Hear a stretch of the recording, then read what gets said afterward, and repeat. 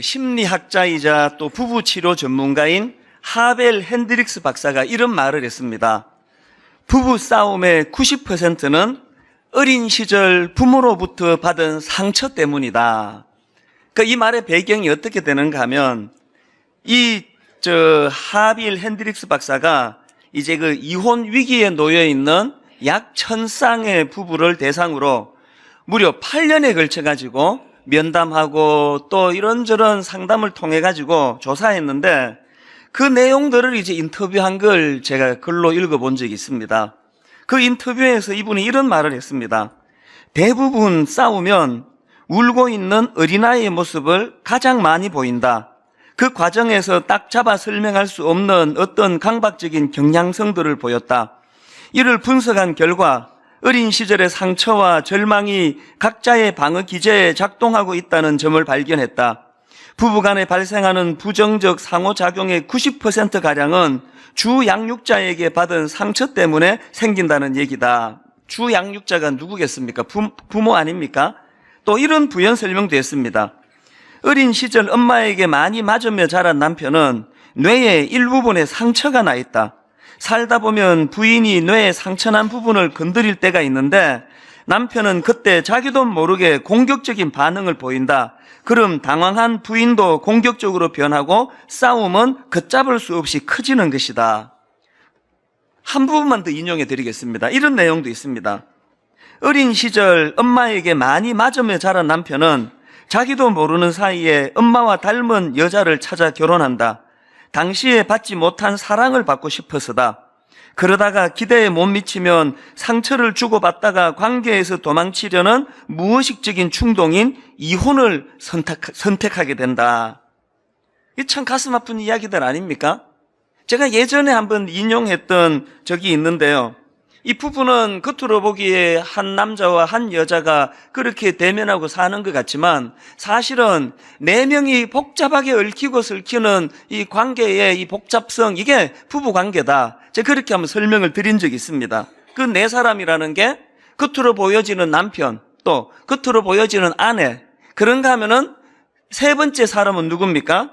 겉으로는 보이지 않지만 그 남편 내면에 어릴 때 받았던 상처를 치유받지 못해 울고 있는 내면 아이 혹은 성인 아이.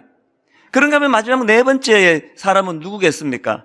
똑같이 그 안에 내면에 어릴 때 받았던 상처를 치유받지 못해가지고 울고 있는 내면 아이 혹은 성인 아이. 이렇게 이 4명이 복잡한 양상을 드러내고 있는 게 그게 부부관계다. 제가 그렇게 한번 설명을 드린 적이 있는데 지금 하빌 핸드릭스 박사가 같은 맥락으로 이야기를 하고 있는 것 같습니다. 오늘 본문도 이런 맥락으로 읽으셔야 되는데요. 또 아비들아, 너희 자녀를 노엽게 하지 말고 오직 주의 교훈과 훈계로 양육하라.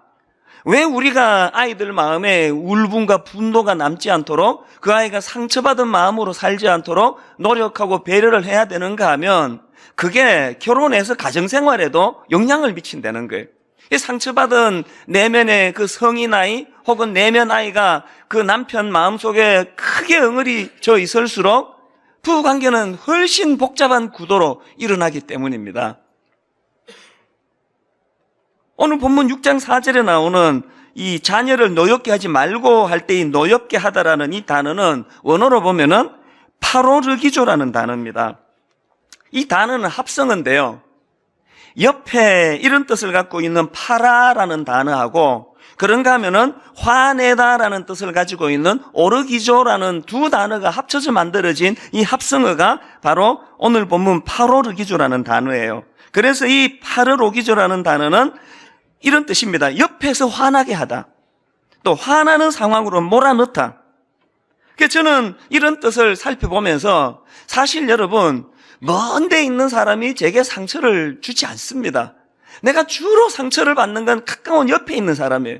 그래서 우리 배우자 간에도 그렇고 부모와 자녀 간에도 가장 많은 사랑도 공급받지만 가장 많은 상처를 주는 대상이 바로 부모 자식 간의 관계요. 또 부부 관계라는 것입니다. 2012년도 10월 달에 국정감사 자료를 보니까 우리나라 아동학대 건수가 2001년도에 2105건에서 2011년도에 6,058건으로 무려 3배나 증가했는데요. 중요한 건 뭐냐면은 이 아동학대 전체 사례 중에서 무려 86.6%가 가정에서 이루어졌고요.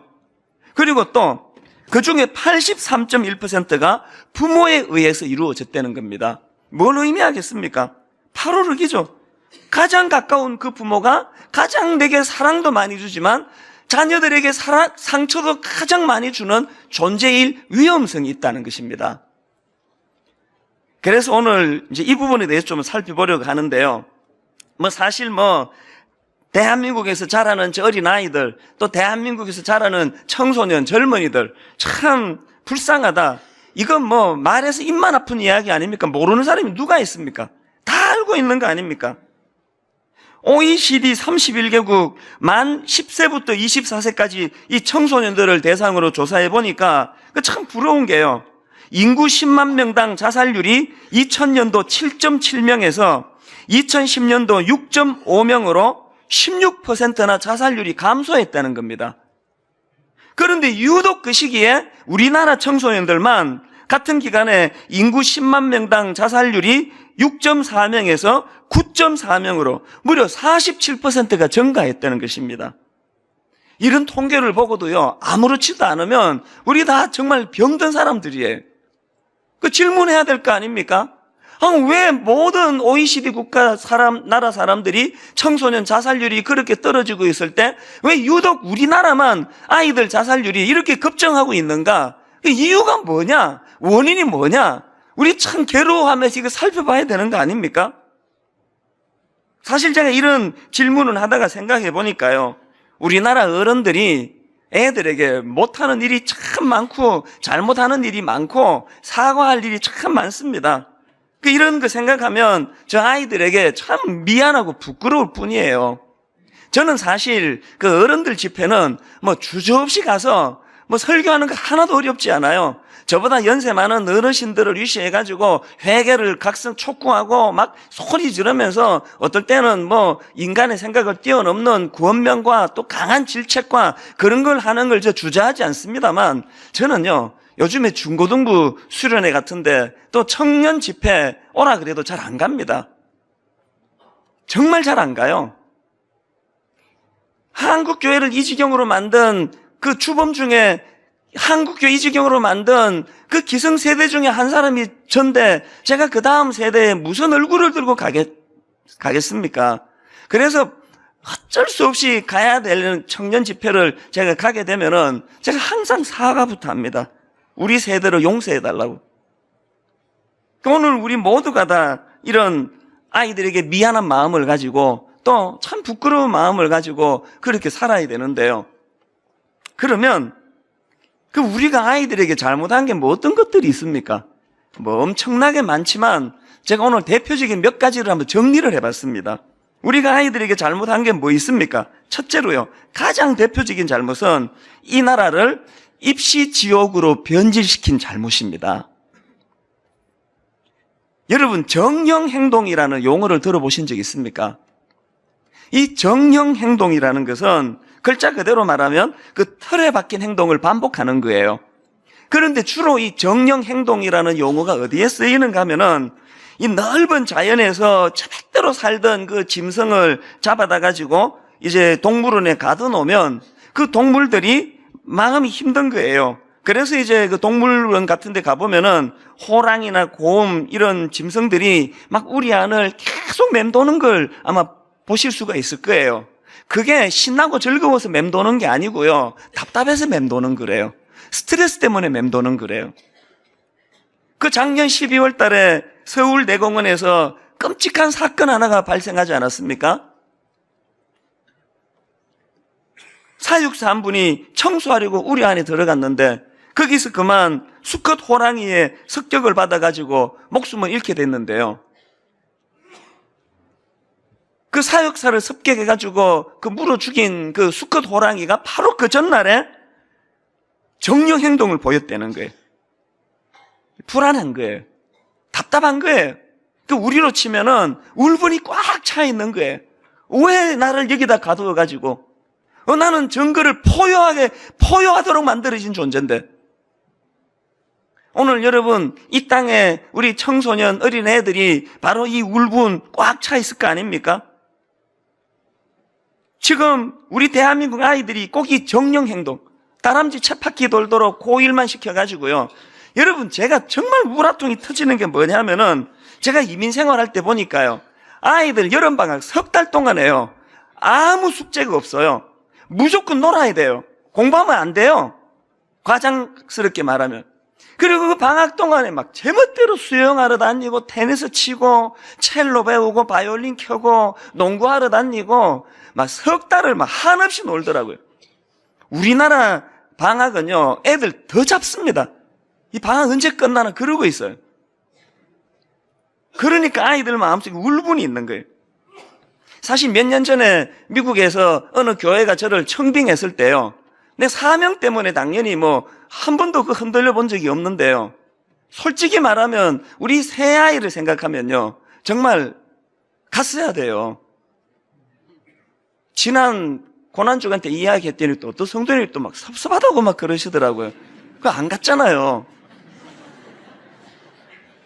지금도 사실은 문득문득 내가 내 사명 때문에 이 아이들에게 참 희생시키고 있는 거 아닌가, 그런 답답한 마음이 들 때가 있습니다. 그런가 하면은 두 번째로 우리가 아이들에게 잘못한 게 뭐냐, 아이들 내면에 이 성적 충동을 불러일으키는 이 타락한 사회 분위기를 만든 거, 이게 참 우리가 아이들에게 죄 짓는 일 아닙니까? 최근에 그 어느 영화가 한 편 나왔는데요, 그냥 막 그 인터넷에 이 영화는 꼭 봐야 된다, 이건 근래에 나온 가족 그 드라마 중에 가장 잘 만든 영화다, 감동적이다, 난 울었다, 막 그런 게 너무 많아가지고, 야, 우리 애들이 지금 공부 때문에 그 스트레스도 많고 정서가 삭막한데, 야, 이런 영화를 보여주면 좋겠다 그래가지고 너희들 보러 갈래? 그러니까 안 간다는 거예요. 그 나이에는 부모랑 어디 가는 거 싫어하나 봐요. 제가 살살살 꼬드겼어요. 야, 원하면 내가 외식도 시켜줄게.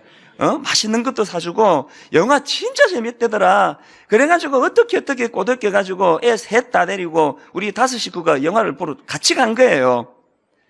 딱 왔는데요, 시작부터 영화가 어느 한 남자가 어느 한 여자를 뭐 어떻게 길거리에선가 우연히 만나가지고 그렇게 접근하더니 그날 밤에 바로 호텔로 가서 성관계를 갖더니 그 자리에서 의기투합해가지고 여자 혼자 자취하는 집으로 합쳐가지고 동거 생활을 하더니 좀 있으니까 이제 시골에서 그 여자친구 자기 딸 보려고 엄마 아빠가 자기 딸네 집에 놀러를 오니까 너무나 자연스럽게 엄마나 이 남자는 동거 생활을 하고 있어요. 그 이야기를 또 하니까 그 이야기를 듣던 그 아버지 어머니가 너무나 기뻐가지고 축하한다고 우리 애 셋 데리고, 청소년 셋 데리고 그 영화를 보는데요, 마음이 안절부절. 얘들이 저걸 지금 어떻게 받아들일지 몰라가지고, 그래서 그렇게 영화를 참 긴 시간 영화를 봤어요. 내 속으로 아버지가 요즘에 영안이 없어가지고 애들을 이런 사망이 엄청난 꼴짝으로 몰고 가는구나. 그 영화 다 보고요, 영화관에서 우리 집까지 5다 침묵하며 갔습니다. 할 말이 없어가지고. 그래가지고 제가 집에 오자마자 내가 그 딴 영화를 헛것을 잘못 봤나 해가지고 다시 검색해 봤어요. 웬걸요? 그 영화 맞아요. 여전히 그 영화 본 사람들이 뭐 그런 거 아랑곳하지 않고 가족 드라마로 너무 감동적이었다, 영화 참 잘 만들었다, 이건 꼭 봐야 된다. 뭘 의미합니까 지금? 오늘 이 사회가 성적으로 얼마나 저 아이들에게 물러터지게 끊임없이 그 아이들을 주입시키고 있는지, 이제 거기에 뭐 완전히 마음이 지금 무디어 있는 상태 아닙니까? 이게 오늘 이 시대 한국의 아이들의 현실이에요. 누가 이렇게 만들었습니까? 우리 어른들 부끄러워해야 될 이 내용들 아닙니까? 그런가 하면은 세 번째로 우리 어른들이 잘못한 것 중에 하나가 아이들을 온통 물질 만능의 가치관을 심어준 잘못. 이게 참 큰 잘못 아닙니까? 제가 어느 글에 보니까요, 크리스 어드만이라는 분이 쓴 혼돈을 넘어서 이런 제목의 책을 인용했더라고요. 그 책에서요, 오늘날 이 미국 가정의 근본을 흔들고 있는 두 쌍둥이 잡신이 있대요. 그 미국 가정을 근본적으로 흔들어내는 그 우상, 이 잡신이 뭐냐 하니까 하나는 미라는 이름을 가진 신이고 또 하나는 머니라는 이름을 가진 신이래요. 지난주 말씀드렸잖아요. 디모데후서 3장 1절 2절 너는 이것을 알라. 말세에 고통하는 때가 이르러 사람들이 자기를 사랑하며 돈을 사랑하며 성경이 분명히 경고하지 않았습니까? 너희들이 말세에 이 나만을 섬기는 미라는 잡신하고 돈을 섬기는 머니라는 이 잡신을 경계하지 않으면 말세에 고통하는 때가 온다고 분명히 예언하지 않았냐고요. 거기에 우리는 귀를 기울이지 않고 이 세상 가치관 흐름에 우리가 따라가다가 보니까 지금 온통 우리 아이들에게 이런 잘못된 가치관으로, 그래서 아무리 돈을 벌어도 아무리 세상적으로 지위가 있어도 그게 그 영혼을 행복하게 해주지 못한다는 이 교육이 이루어지고 있지 않는 거예요. 그런가 하면 또 네 번째로 우리 어른들이 아이들에게 잘못한 것 중에 하나가 뭐냐, 이 교육을 삶의 모범을 통하여 보여주지를 않고 말만 가지고 교육하고 있다는 것입니다. 여러분, 예수님의 교육을 한번 보세요. 예수님이 주기도문을 가르쳐 주실 때요, 그 주기도문이 어떻게 나온지 아십니까? 예수님이요, 얘들아 모여봐라. 니들 안 되겠다. 내 말 잘 들어라. 기도하는 방법 좀 가르쳐 줄게. 이렇게 다가가신 게 아니에요. 주기도문이 어떻게 나왔느냐? 자, 누가복음 11장 1절을 한번 보세요. 예수께서 한 곳에서 기도하시고 마치심에 제자 중 하나가 여짜오되 주여, 요한이 자기 제자들에게 기도를 가르친 것 같이 우리에게도 가르쳐 주옵소서. 예수님이 기도를 강요해가지고 모아놓고 강의한 거 아닙니다. 그냥 예수님은 기도하셨어요. 동고동 나가면서 때를 따라 주님은 기도하시니까 그걸 계속 지켜보던 그 제자들이 자발적으로 궁금하니까, 자기도 배우고 싶으니까 주님, 우리도 기도 좀 가르쳐 주세요. 그래서 나온 게 주기도문이에요. 오늘 교회에 보면은 무슨 교리 공부, 무슨 공부, 무슨 학습, 이런 용어가 너무 많은 거 아닙니까? 물론 그런 공부도 당연히 해야 되지만 신앙의 전수는 그렇게 흐르는 게 아니에요. 가정도 마찬가지 아닙니까? 우리 이때 어른들이 교육학 박사 학위가 있었습니까? 교육학 전공을 했습니까?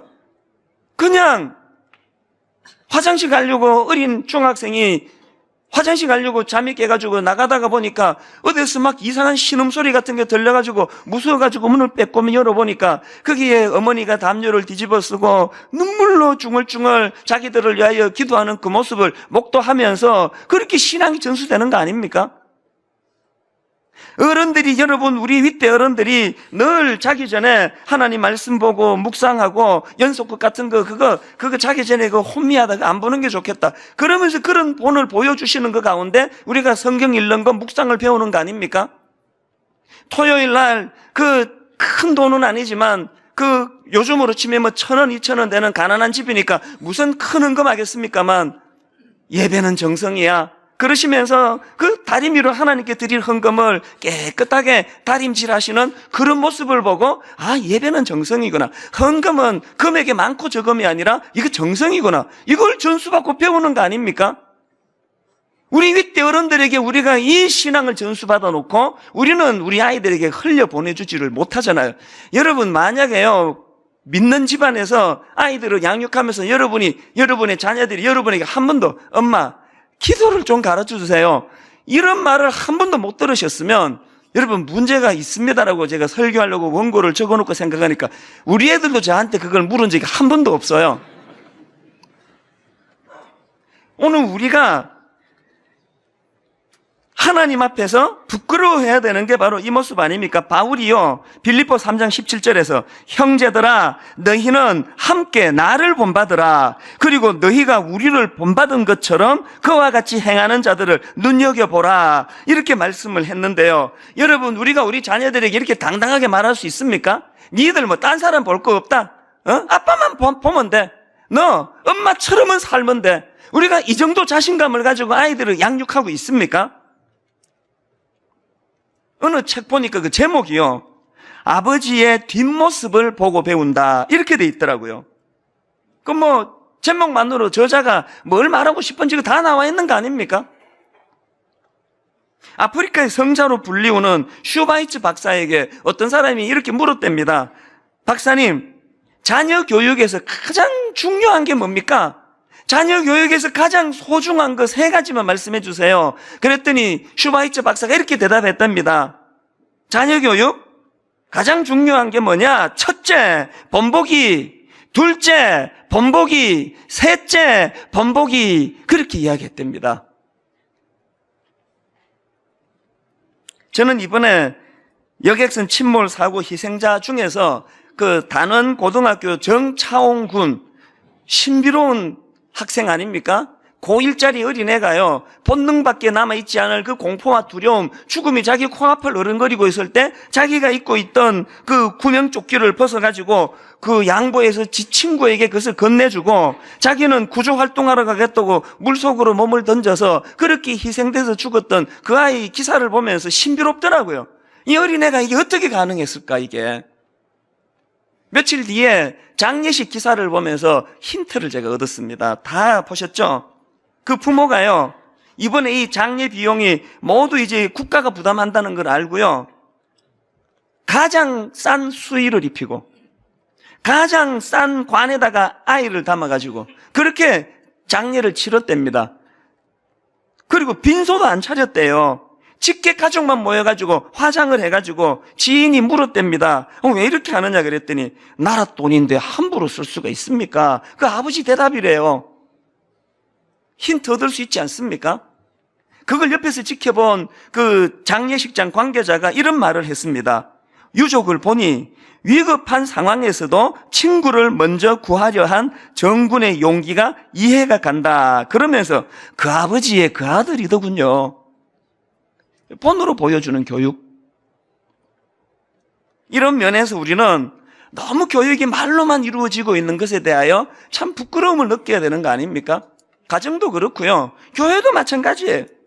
오늘 제가 목사로 살아가는 것이 왜 부끄러운지 아십니까? 왜 오늘 이 젊은이들 앞에 제가 부끄러운지 아십니까? 지금 교회에요, 젊은이들이 쑥쑥쑥 빠져나가고 있답니다. 어지간한 교회에 지금 젊은이들 씨가 말라가고 있어요. 이번에 단원고등학교 그 피해자 조사를 쭉 할 때 깜짝 놀란 것 중에 하나가 뭐예요? 크리스찬 애들이 이렇게 없나, 이렇게? 지금요, 청소년, 대학생, 청년 쑥쑥쑥 빠져나가고 있습니다. 왜 이렇게 됐을까요? 저는 그 남의 교회 부흥회 같은 데 가가지고 꼭 그 남의 교회에 가서 그냥 분풀이 하듯이 어떨 때는 막 소리를 지르면서 제가 이런 야단을 쳐요. 여러분이 여러분 집에 자라는 중학생, 고등학생 혹은 대학생 같으면 여러분은 여러분 다니는 그 교회를 다니고 싶겠습니까? 뭐 매력이 있어야지, 매력이. 맨날 싸우고, 대피기도하러 나오면은 눈 감고 하는 기도는 온 세상의 허물, 용서 다 이루어질 것처럼 그렇게 기도하고, 눈 뜨고 바깥에서, 교회 바깥에서 일어나는 일들을 보면은 용서가 어디 있습니까? 속은 좁아 터져가지고, 교회라는 게 맨날 싸우고, 건수만 있으면 미워하고, 아무것도 아닌 거 조금만 더 그렇게 포용하면 다 품을 수 있는 것까지 시시비비를 가지고, 여러분 같으면 이렇게 피곤하게 짝이 없는 이런 교회에 다니고 싶겠습니까? 제가 그런 도전을 해요. 분당 우리 교회는 어떻습니까? 이거 무슨 구호는 세계 복음화 그렇게 떠들면서 내 집안에 애 하나도 지금 구하지 못하는 상황 아니냐고요. 그래서 한국 교회들마다 목표 다 바꿔야 돼요. 우리 교회 출석하는 이 젊은이가 밖에 나가서 우리 교회를 부끄러워하지 않는 교회로 만드는 거, 이것보다 더 소중한 목표가 있겠습니까? 분당 우리 교회, 여러분 세계 복음화, 이런 이야기 잘 안 합니다. 왜 안 하겠습니까? 없어서 안 합니까? 우리 있습니다. 왜 안 할까요? 집안 단속도 못하면서 맨날 그냥 거품 많아가지고 세계 복음 그러면 하나님이, 야, 니는 좀 뻥이 좀 심하다. 왜 이렇게 과장이 심하냐? 여러분, 분당 우리 교회 12주년 이제 다음 주 아닙니까? 올 한 해 우리의 목표는요, 이 교회, 여기도 지금 우리 젊은이들이 얼마나 많이 앉아있지. 너무 귀하고 사랑스럽잖아요. 제 목회의 목표는, 가장 가까운 목표는 내 집안에 있는 새아이에게 부끄럽지 않은 아버지가 되는 거고요. 또 교회 목사로서 제 목표는 분당 우리 교회 젊은이들에게 부끄러운 목사가 되지 않는 거예요. 그렇게 살고 싶습니다, 진심으로. 우리 교회 다니는 중등부애가 지 학교 가가지고 말이에요. 너 몰라서 그러는데 분당 우리 교회 와봐. 분당 우리 교회에 존경할 만한 어른이 거기에 가득가득해. 와서 한번 봐봐, 네가. 여러분, 이 목표 가지는 게 얼마나 고상한 목표겠습니까?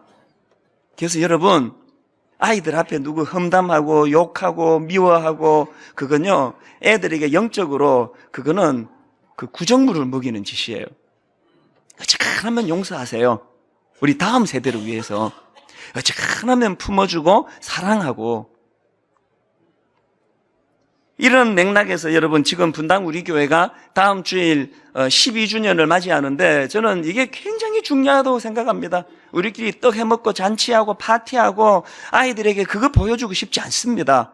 그래서 저희가 매년 창립 기념 예배를 드릴 때마다 헌혈하잖아요, 헌혈. 이게 여러분 상징적으로 하나님 앞에 우리의 마음을 드리고 싶은 거예요. 이게 여러분 오늘도 예배 마치고 나가면 헌혈차 있을 거예요. 오늘 아니고 다음 주 헌혈차 있을 거니까 차 갖고 오지 마시고요. 헌혈하시고요. 이번 한 주간 잘 드셔가지고 기왕 피 뽑아줄 건데 영양가 있는 피 그렇게 뽑아줬으면 좋겠고요. 주일날 바빠가지고 헌혈 못하시면요, 요새 동네마다 적십자 다 있습니다. 여기 서현동도 있습니다. 주중에 꼭 헌혈하셔서 그 헌혈 증서를 교회로 갖다 주셔서 이거 우리 백혈병이나 죽어가는 한 영혼을 살리는 일에 우리가 헌혈 카드 전해주는 거, 이게 12주년 기념으로 해야 되는 일 아닙니까? 그런가 하면은 우리 매 창립 예배 때마다 헌금을 드리는데요, 이 헌금은요 한 푼도 우리 교회를 위해 쓰지 않습니다. 그래서 이번에는 이미 대상을 정했습니다. 미자립 교회 10교회를 이미 선정해가지고요, 이 헌금을 저희들이 이제 전해주기로 약속을 다 했는데요, 저는 막 오늘 은혜 엄청 받고 다음 주 설교 잘 준비해가지고 막 은혜 엄청 받아가지고 헌금이 한 100배쯤 나와가지고요, 10교회 말고 한 100교회 미자립 교회를 돕는 이런 역사가 일어났으면 좋겠습니다. 아멘 소리가 이렇게 적은 것은 깊이 묵상하고 계시리라 믿습니다.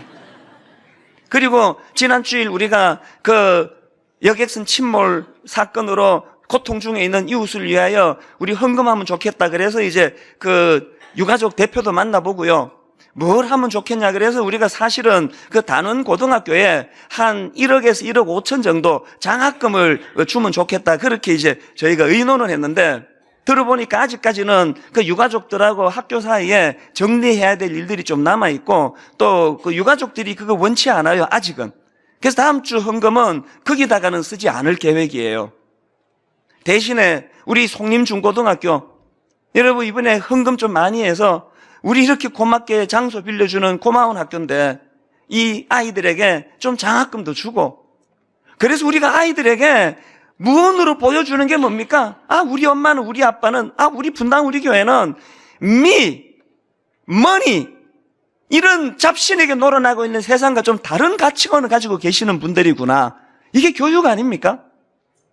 그런가 하면 원래 한 가지 더 지금 저희가 준비하고 있는데요, 여러분 나가시다가 보면은 이제 이 비닐백 하나 받으실 거예요. 펼치면 엄청 큰 비닐백이에요. 이걸 여러분 하나 받아가셔가지고요, 지금 우리가 운영하고 있는 그 장애인 복지관, 한마음 장애인 복지관 그 안에 장애인들을 지금 고용해가지고 이런 헌옷가지를 기증받아가지고 깨끗하게 빨아서 아주 싼 값으로 판매하는 일을 하거든요. 다음 주일 우리 12주년을 맞이해서 집 정리 한번 싹 하셔가지고요, 안 입는 옷까지, 입는 옷도 괜찮아요. 막 은혜되면 입는 옷이라도 다 갖고 오셔가지고 깨끗하게 빨아가지고 여기 넣어 오시고요, 물품도 받습니다. 하여튼 쓸 수 있는 모든 것들을 다 갖고 와가지고 우리 한마음 복지관에서 연약한 이웃, 이 브랜드 있는 옷을 잘 못 사 입는 분들에게 뭐 1,000원, 2,000원 아주 저렴하게 판매하고 또 장애인들을 고용하는 이런 고용 창출도 일어나는 이런 일들을 하자는 거예요. 왜 여러분 이걸 하필 창립 기념일을 할까요? 모아뒀다가 의미를 두고 싶은 거예요. 창립기념일은 우리끼리 잘 먹고 잘 사는 날 아니다. 그래서 좀 우리 아이들이 보기에, 청소년들이 보기에 참 우리 교회는 긍지 가질 만하다. 이걸 우리 아이들에게 심어줘야 돼요. 그런가 하면 여러분, 제가 몇 주 전에 깊이 하나님 앞에 침묵하며 하나님의 뜻을 구하며, 그리고 요미어 같은 거 퍼나르지 말고 그렇게 묵직하게 하나님 뜻을 구하며 뭘 해야 될 것인가를 좀 기도하자. 제가 그렇게 촉구했는데요, 하나님이 저에게 너무너무 놀라운 아름다운 응답을 하나 주셨어요. 그래서 제가 오늘 이 시간, 여러분 이번 월화 연휴 지나고요, 오늘 수요일서부터 그 다음 주 금요일까지 열흘간의 분당 우리 교회적으로 금식과 기도를 선언합니다. 이제 수요일부터 여러분이 하나님 앞에 결단하세요. 어떤 분은 한 끼 금식하시고요, 어떤 분은 두 끼 금식하시고요, 어떤 분은 열흘 동안 온전한 금식을 하시면서 하나님 이 나라를 불쌍히 여겨 주시옵소서. 그리고 그 기간 동안에 매일 저녁 8시에 이 자리에 모여가지고 우리가 하루도 빠지지 않고 같이 기도할 거예요. 체육관 열 거고요, 서영교육관 열 거고요, 우리 다락방별로 서로 손을 맞잡고 모여서 기도해야 돼요. 막 요란하게 기도인도 안 할 거예요. 우리 그냥 기도해야 돼요. 왜 이런 말씀을 제가 받게 됐냐 하니까, 여러분 예레미야 애가 2장 18절 19절입니다. 그들의 마음이 주를 향하여 부르짖기를, 딸 시온의 성벽아 너는 밤낮으로 눈물을 강처럼 흘릴지어다. 스스로 쉬지 말고 내 눈동자를 쉬게 하지 말지어다. 초저녁에 일어나 부르짖을지어다. 내 마음을 주의 얼굴 앞에 물 쏟듯 할지어다. 그 다음 보세요. 각 길 어귀에서 주려 기진한 내 어린 자녀들의 생명을 위하여 주를 향하여 손을 들지어다 하였도다.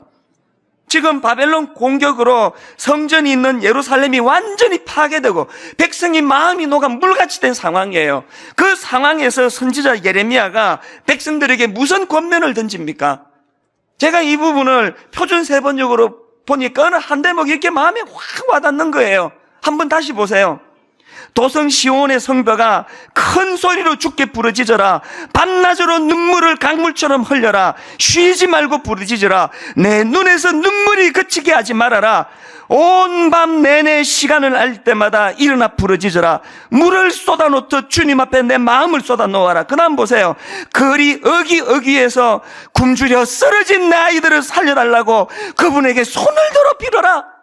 오늘 우리가 이거 기도해야 될 때예요. 지금 어기에 마음이 무너진 우리 어린아이들, 어른들의 탐심으로 가치관이 무너져 버리고 머니, 섹스, 끊임없는 이 엄난한 것들에 노출이 돼서 신음하고 있는 우리 아이들을 위해서 우리가 해야 될 게 아무것도 없대요. 그냥 울래요. 그냥 하나님이 이 나라를 살려주시되 우리 어른들의 이 탐욕, 탐심으로 저 아이들이 저기 운동처럼 울타리를 팽팽팽팽 맴돌고 있는 것처럼 울어야 돼요.